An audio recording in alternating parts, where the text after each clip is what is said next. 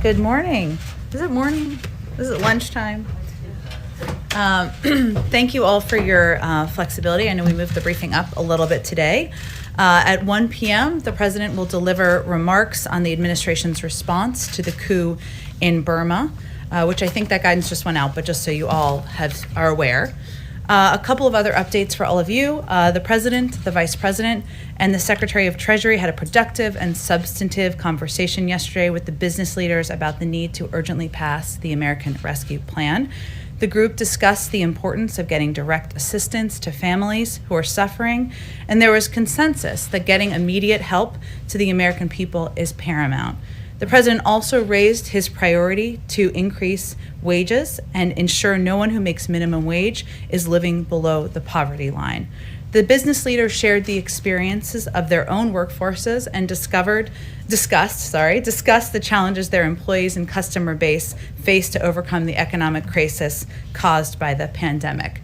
The group agreed to work together moving forward to help grow the economy, particularly around infrastructure investment, and help make life better for working families across the country. Another scheduling update for all of you. This Friday, President Biden will continue his engagement around the American Rescue Plan by meeting with a bipartisan group of mayors and governors here at the White House to discuss the vital need to get more support to their communities and to those on the front lines of this fight.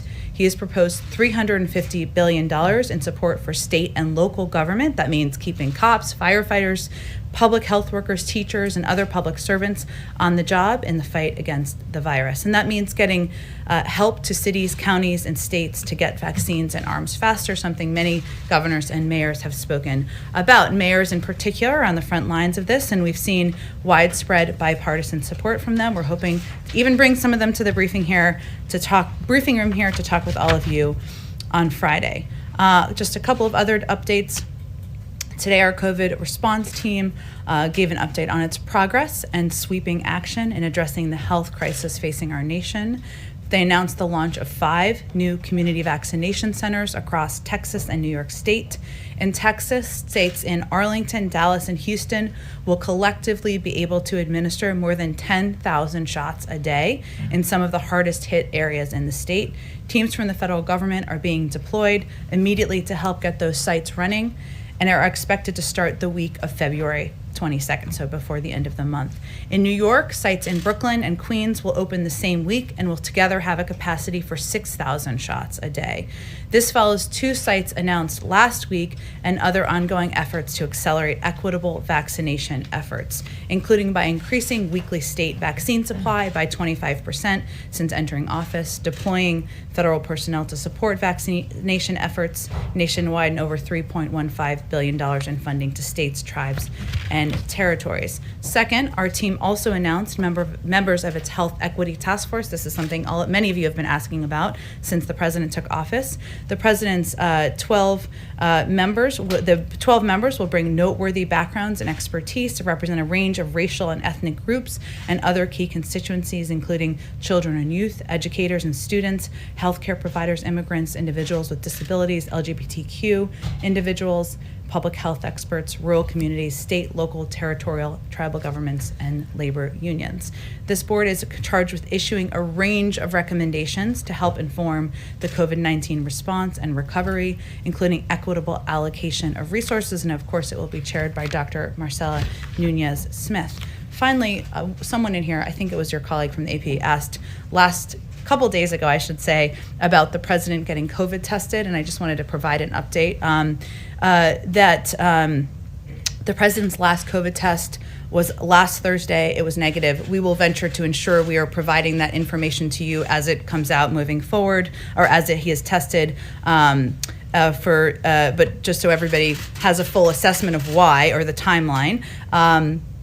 95%, there's 95% protection from the vaccine, but it's not 100% protection. So the president's doctor believes it is reasonable and prudent to randomly test the president every 2 weeks as surveillance, and we'll keep you all updated. But that's kind of while there isn't CDC guidelines, that's his recommendation. That is it. Let's go to you. Go ahead. Well, thank you, Jen, for the follow-up there. On 2 topics, first being impeachment. The president has said consistently that he will not be watching the trial. He said so again yesterday. But yesterday, the House Impeachment Managers unveiled videos of the Capitol riot that clearly was very moving to a lot of people. It resonated to a lot of people, including those in that chamber. Is the president really not going to participate at all in this historic experience, this national moment? Does he have nothing he wants to add to those who may have been impacted by what they saw yesterday as part of this trial? Well, it may seem like some time ago, but the president has spoken repeatedly to the events of January 6th. On January 6th, he called the insurrection at the Capitol an unprecedented assault on our democracy, bordering on sedition. He said it was unlike anything we've seen in modern times. Again, when the House voted on January 13th, following that vote, he called the events of January 6th an armed insurrection against the United States of America that was carried out by political extremists and domestic terrorists who were incited to this violence by President Trump. He has certainly not been silent, and he won't be silent on, of course, his concerns about hate rhetoric and speech and the impact that has in society. And he hasn't been silent on the actions of the former president. On another matter, the CDC today announced that they find that they have a study that showed that 2 masks are significantly better than 1 in slowing the spread of coronavirus. Will the White House champion the position that Americans should be wearing 2 masks, and is that a behavior that will be modeled perhaps by White House staff? Well, I've learned a lot about this myself, the issue of studies versus recommendations or specific guidelines, I should say. So this was a study which was a reflection of the importance of well-fitting masks, something that many of our health and medical experts have talked about. It doesn't actually issue definitive guidance on 1 mask versus 2 masks. Obviously, if that's something they were to issue as official guidance, we listen to our health and medical experts. But the study does show that if a person has a loose-fitting mask, that they should consider options to improve that fit. And this includes nose wire, knotting the earlobes on your mask, wearing a cloth mask over a medical procedure or disposable mask, something we do here quite a bit. So the bottom line of that study is actually to improve the fit of the mask, and a second mask is one of several options to be able to do that. And then just to follow up, and then I'll hand off. In terms of, is there a plan underway for the White House administration to send out masks to Americans, to mail them to addresses, so Americans will have their own high-quality mask when there's often confusion as to what kind should be worn, what offers more protection? Sure. Well, one, the president uses every opportunity he has, as he did at the Super Bowl, not that he was there, but in the PSA, to make clear to the American people the safety of wearing masks, the impact of wearing masks. He said that it would save 50,000 lives, more than 50,000 lives, if Americans wore them for 100 days. There are a range of options under consideration on to how to ensure that people who need masks the most, people who need this type of protection the most, receive it, but no final decision has been made. Go ahead. The president's remarks at 1 o'clock on Burma, could you give us a little flavor of what he's going to say? Is he going to announce sanctions? I've been here long. We're having such fun together. I don't think you want me to get fired on week 3 of my time here as the press secretary. He will have more to say about actions being taken by the United States in response to the coup in Burma. Just to follow up, he's called for the military coup leaders to stand down. Is there any indication that they are doing that yet?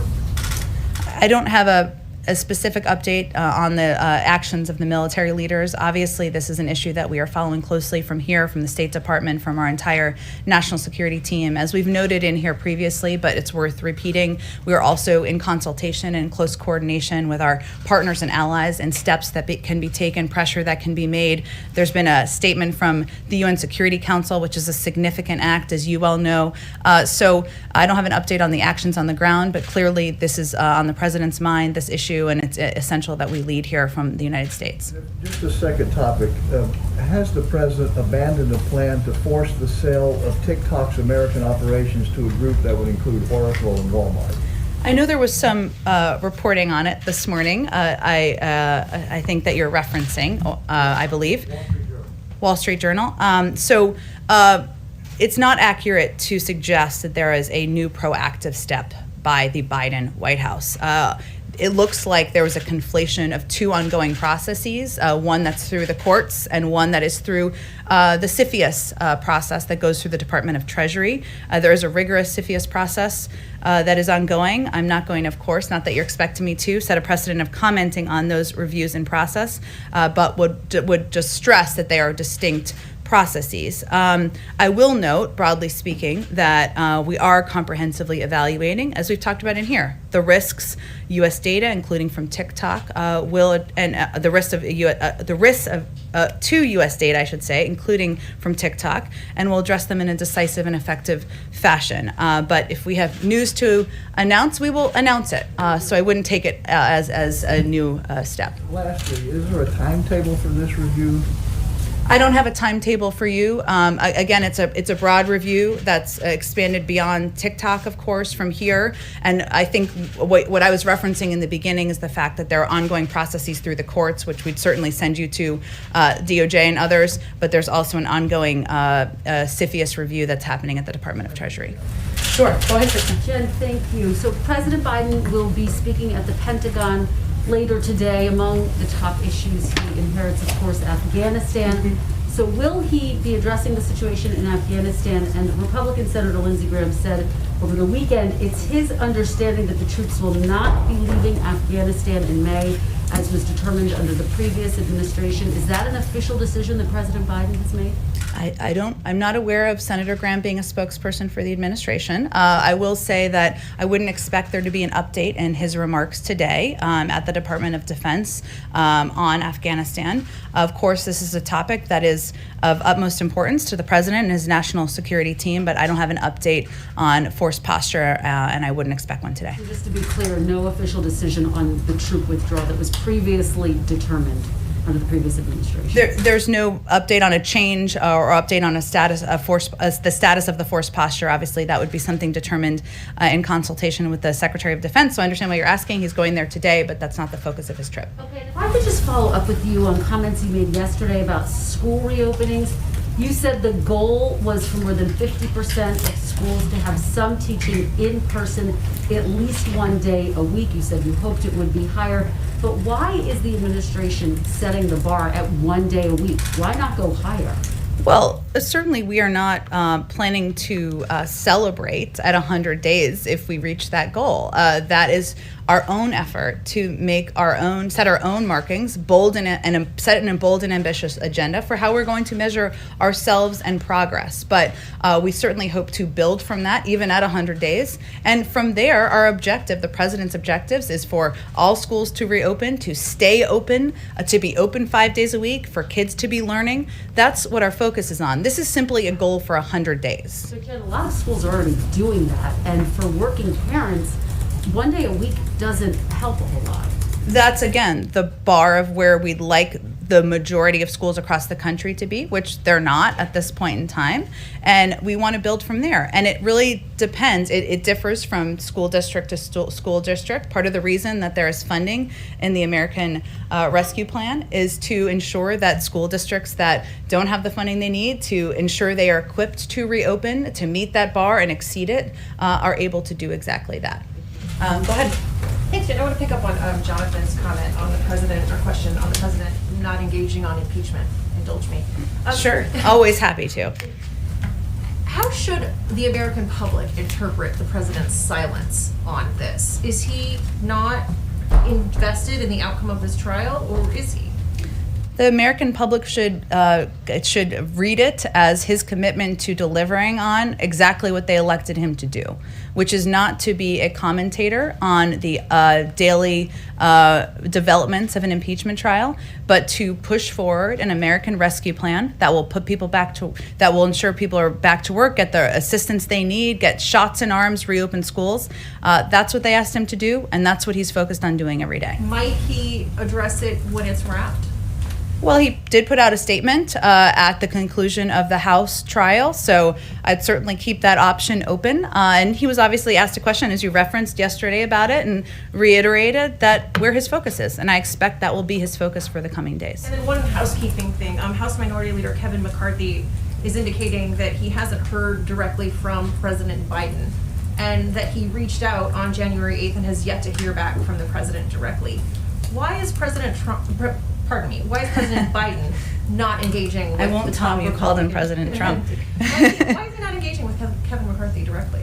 Well, I can assure you that senior members of our team are in close consultation and in touch with senior members of Congressman Leader McCarthy's team. I don't have any additional calls to read out for you other than to repeat or reiterate that the president is open to and committed to speaking with a range of Democrats and Republicans, as is evidenced by the people he's brought here to the White House, and he picks up the phone on a daily basis and calls people, but I don't have any calls to Leader McCarthy to read out for you today. Go ahead.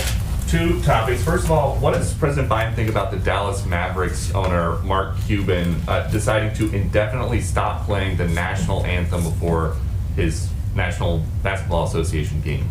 Well, I haven't spoken with the president about the decision by Mark Cuban on the Dallas Mavericks, I should say the national anthem, but I know he's incredibly proud to be an American and has great respect for the anthem and all that it represents, especially for our men and women serving in uniform around the world. He'd also say that, of course, that part of pride in our country means recognizing moments where we as a country haven't lived up to our highest ideals, which is often and at times what people are speaking to when they take action at sporting events. And it means respecting the right of people granted to them in the Constitution to peacefully protest. That's why he ran for president in the first place, and that's what he's focused on doing every day. And then on schools, when President Biden talked for the last couple months, particularly during the transition, about reopening schools within the first 100 days, why didn't he ever mention the small print that was just going to be for 1 day a week as the goal? Well, again, the president set a goal of reopening the majority of schools within 100 days. And when you asked what that meant, I answered the question. So that is not the ceiling. That is the bar we're trying to leap over and exceed. And as I said in response to Kristen's question, the president wants to not just open schools, he wants them to stay reopened. He wants kids to be back in school learning 5 days a week. He wants parents to feel safe, teachers to feel safe. That's why he asked his Department of Education and the CDC to work together on guidelines. That's why he's put proposed funding in the American Rescue Plan, because he knows that's not going to happen on its own. It's going to need some assistance to make it reality. Is there a thought that this goal, though, that you guys are setting for the first 100 days is more of a dry run for next year? Because 100 days from January 20th, April 30th, that's when a lot of schools are getting ready to close for the year anyway.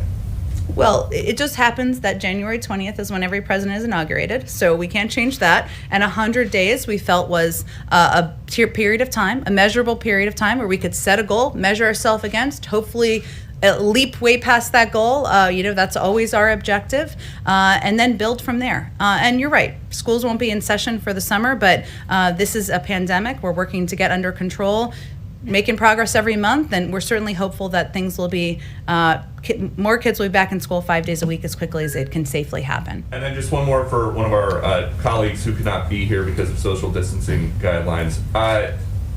What do you say to teachers who are nervous about going back into the classroom without being fully vaccinated?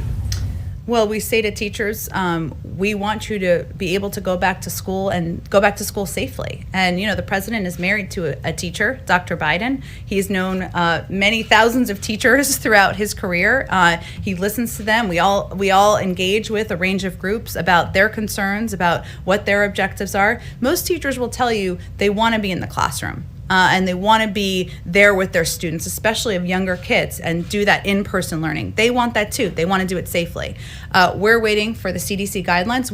Those will be the first guidelines that will be coming from the federal level that will outline recommendations based on health and medical experts. We're waiting for those. We're hopeful that those will give a sense to school districts across the country on the steps that they can take to increase the safety in their schools. It will be up to school districts, but that's really the next step here. We want schools to open, but we want them to open safely, and we want teachers and parents to all feel that. Go ahead, Mike. Thanks, Jen.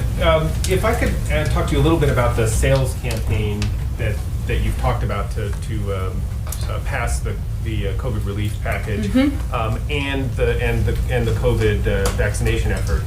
If you compare to the Obama administration when he was trying to sell the healthcare, Obamacare, Affordable Care Act, The president went around the country, held very long, very involved town hall meetings. There's obviously COVID restrictions, but the President Biden seems willing to travel now. He will be going on his second trip on Air Force One next week. And so, why aren't you guys using that opportunity to at least, get out to the American people and sell the plan a little bit more aggressively? And he seems to be just staying here. And then second, on the vaccination, in a sort of related way, once the website was fully up for Obamacare, there was a massive multimedia campaign, TV ads. You worked with partners to sort of get out there into like underserved communities to get people to sign up. Where is the similar effort to get people vaccinated? There will be a similar effort. We've only been here 3 weeks. It takes some time to get a paid media campaign off the ground. We want to do that in an effective manner. We're not waiting or delaying. We obviously just announced the Equity Task Force today. All of these individuals are experts, represent different parts of the country and different communities in the country who are deeply impacted. We expect to have many of them out there communicating broadly. We've done dozens and dozens and dozens of interviews with senior administration officials, with cabinet officials to communicate about the American Rescue Plan. The president's been out talking about it nearly every day. So we have not held back from using the bully pulpit of the presidency to communicate with the American public. He will be out next week, as you mentioned, and I expect he will be out more in the weeks ahead to communicate effectively and directly with the American public.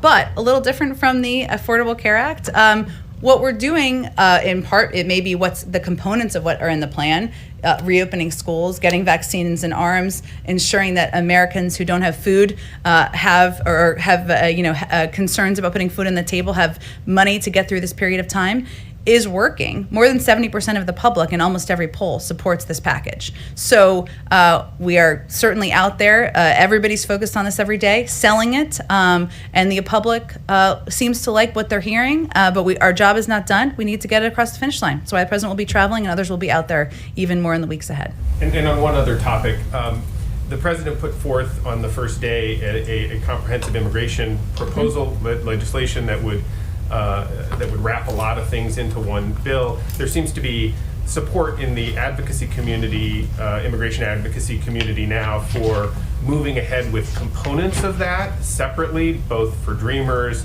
perhaps for ag workers. Does the president support splitting that effort up? While the bigger package is being worked on, does he support going ahead, and would he sign into law if they got passed the smaller pieces, or does he want to put that off and wait for the bigger effort? Well, as you know, Mike, from following this closely, the formal bill has not been proposed yet on Capitol Hill. The president proposed it with three key pieces of it because he felt they were all important, including investing in smart security, providing a pathway to citizenship for 11 million undocumented immigrants, and also addressing the root causes that are causing people to flee their home country, something he worked on even as vice president. So it hasn't even been formally proposed. I think we're going to wait for that to happen before there's readouts or our engagement on what is looking like it's going to happen on Capitol Hill, but we'll see what happens. Go ahead. 2 questions, please. In India, Twitter has shut down hundreds of accounts from people who criticize the government. Is the White House concerned about this crackdown on free speech by the Modi government, and to what extent does this impact the U.S.-India relationship and your administration's Indo-Pacific strategy? I know that my colleagues at the State Department have spoken to this more extensively, and I would certainly point you to them. Of course, we always have concerns about crackdowns on freedom of speech, freedom of expression happening around the world, and when it doesn't allow people to communicate and peacefully protest. But I would point you to the State Department for more specifics. And then the second question is on this chip shortage that has now moved beyond just automakers. A lot of automakers have shut down production. Obviously, they need the chips to come in from Asia. You're planning to do a broad supply chain review, presumably including these chips. What does that mean? Does the White House consider these parts essential? And are you interested at all in creating incentives for chip makers to make them in the U.S.? Because there's a lot of everything basically relies on them. Right, absolutely. The supply chain is essential. This kind of flows into both the economic team and the national security team. Let me talk to them and see if there's any more specifics on our plans for incentivizing production here in the United States. Go ahead. Thanks, Jen. I wanted to ask if you could share more about the trip to Wisconsin. Why Wisconsin? Is he going to be doing more? You alluded that he'd be doing some outreach. Can you talk about what kind of outreach he'll be doing? Is I assume it's on the rescue plan, but if you could, will he be meeting with first responders, people in the communities? Can you talk about that a little bit? Sure, and the specifics are still coming together, but I'll tell you what's knowable at this point in time. The president is going to Wisconsin. Obviously, it's a state where many people have been impacted by COVID, and many people have been impacted by the economic downturn. And he always enjoys traveling and engaging directly with people. So while he's there, he'll do a town hall, and that's an opportunity to hear directly from people about how the dual crises are impacting them. In terms of other events and stops he'll do while he's there, the schedule is still kind of coming together and being finalized. On Myanmar, Burma. In Burma, the economy is really weak. It's shrinking. There's COVID. I mean, the question I have is would sanctions beyond sanctioning the generals really help in any way? Help in terms of change the behavior? Correct. Well, or just hurt regular people in the country? Well, we'll wait for the president to actually announce the specific details, which I know will happen more later this afternoon. But part of our effort is not just unilateral action from the United States, but also working with our partners and allies, including in the region, to determine the right ways to put pressure on and have engagement. As I noted earlier, there was obviously the statement from the UN Security Council, permanent members. There is ongoing discussions and talks with our partners and allies in Asia and Europe. And there's certainly a recognition that this will need to be a coordinated effort. And on immigration, I know on Monday you talked about kind of working out the priorities, national security threat, recent entries. There's more reports of growing number of people arriving on the border. How closely is President Biden watching this? Obviously, attacking the root causes of this migration is something that he knows well, that he's worked on for a long time. But what about in the short term? What steps are going to be taken to confront this issue? Because more are coming, so we don't have a repeat of things that we've had in the past, which obviously President Biden is very familiar with. Sure, he's certainly following it closely, but obviously defers to the leadership and the guidance of his Secretary of Homeland Security, Ali Mayorkas, who is now confirmed, been in office in his role for just over a week now. Obviously comes to that job with a great deal of experience working on these issues, including during challenging times. But since you gave me the opportunity, I mean, one of the things we are certainly doing is communicating that due to the pandemic and the fact that we have not had the time as an administration to put in place a humane, comprehensive process for processing individuals who are coming to the border, now is not the time to come. And the vast majority of people will be turned away. Asylum processes at the border will not occur immediately, will take time to implement. And as DHS and CBP have said, when long-term, this is, there have been incredibly narrow and limited circumstances where individuals have been have come in to the country awaiting for their hearing, but the vast majority have been turned away. And so this is not the time to come. And, this is obviously an emotional issue for many of us who've worked on this in the past, for the president himself. But we need time to put in place and partners to put in place a comprehensive process and system that will allow for processing at the border of asylum seekers, but also, providing a pathway to citizenship for immigrants who are in the United States. Go ahead. Thank you, Jen. Jim Murrin, who's the head of the Nevada COVID Task Force, has proposed making Nevada have an elite level of health and safety measures. And he said that by fall, he thinks there'll be enough shots in arms, that there'll be fans in seats of a variety of venues, sporting venues, concerts, stuff like that. Do you think that that is possible, and is that a priority for the administration? Well, I think the president said during his Super Bowl interview that he certainly hoped that next year at this time, we would all be watching the Super Bowl at parties and the stands would be full. But we defer to our health and medical team who look at the entire country, and I'm not sure if this individual is just looking at Nevada or looking at the entire country, and what their guidelines and their guidance offers us. We know that we will have enough vaccines to provide them to the American people by the end of the summer, but a vaccine is not a vaccination, and in order to get to a place where we are returning back to normal, we need to ensure that those vaccines are made or turned into vaccinations, and that that a large swath of the American public is vaccinated. But obviously, we defer to our health and medical team working for the federal government here. No disrespect to the individual you mentioned. Go ahead. Yeah. Does the White House have a position on the prosecutors opening up cases in Georgia on efforts to subvert the 2020 election? I have not followed this closely. I would likely send you to the Department of Justice for any comment on it. And on the HHS secretary designate, there are plans on the part of Republicans to paint him as taking actions and supporting actions in California that have been punitive to people there, that the state has been overly aggressive. What is your position on that, with as far as it goes with Becerra? Tell me a little bit more about your question. What is your response to the idea that he has stepped in and taken actions in California that have been overly aggressive, and that he should bear some blame for the problems that the state is having with COVID?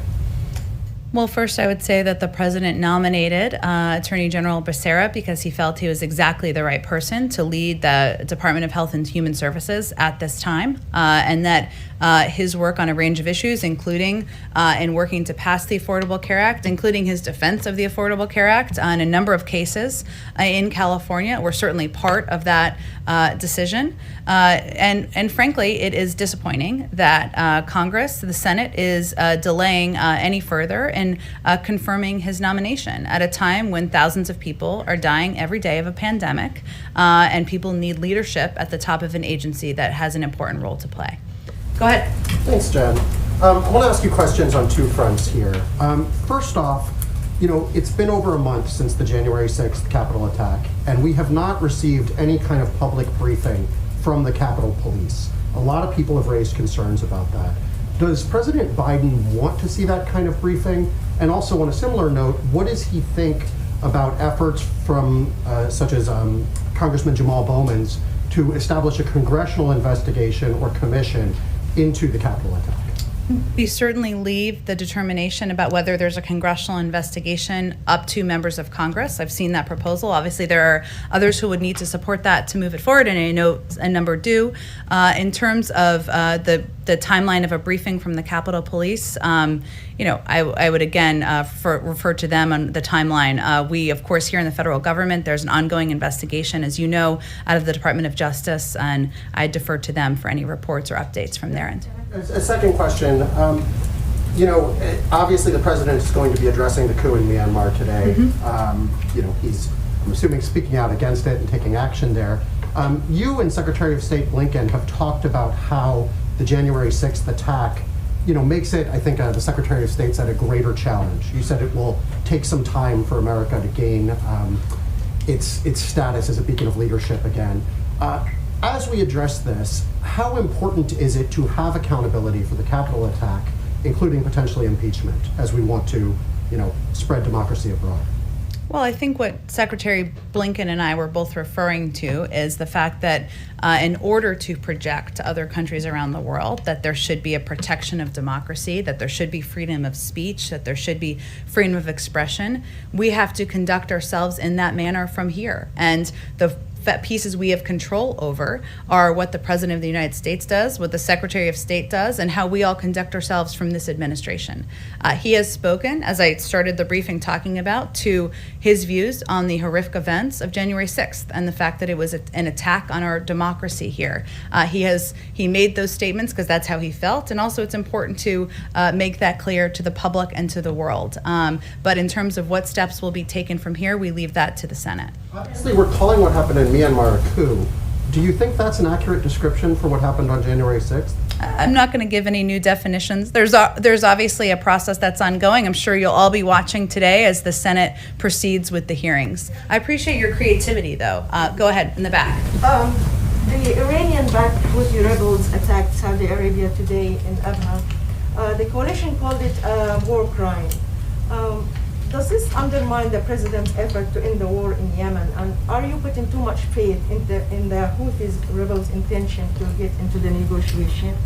Well, thank you, Nadia. Let me first say that we condemn the Houthi attack today at the Abha International Airport in Saudi Arabia, a civilian airport. The attack coincides with Special Envoy Lender King's first trip to the region and his efforts to bring a lasting peace to Yemen that will ease the suffering of the Yemeni people. The Houthis, meanwhile, continually demonstrate a desire to prolong the war by attacking Saudi Arabia, including attacks on citizens. And we will continue our diplomatic outreach and engage with various stakeholders, including members of Congress, humanitarian aid organizations, the UN Special Envoy, and others to bring a negotiated settlement to end the war. As President Biden has said, we are stepping up our diplomacy to end the war, as he said last week at the State Department. And the main focus of our efforts will continue to be on diplomacy to end the war via the UN-led process, to impose a ceasefire, open humanitarian channels, and restore long dormant peace talks. We believe that remains the best path forward. Thank you. I have a quick question on Iran. Some reports indicating that you're considering baby steps to get back into the negotiation. Is this on the table? Is this something that the administration is considering at the time? Did you say baby steps? I'm sorry, the masks make it hard to hear. The president's focus is on reiterating what he did last weekend, which is that in order to move forward, Iran needs to comply with the outlines of the JCPOA and the agreement that was formed just a few years ago. In terms of any additional steps under consideration, I don't have any update on that. Go ahead. Thanks, Jen.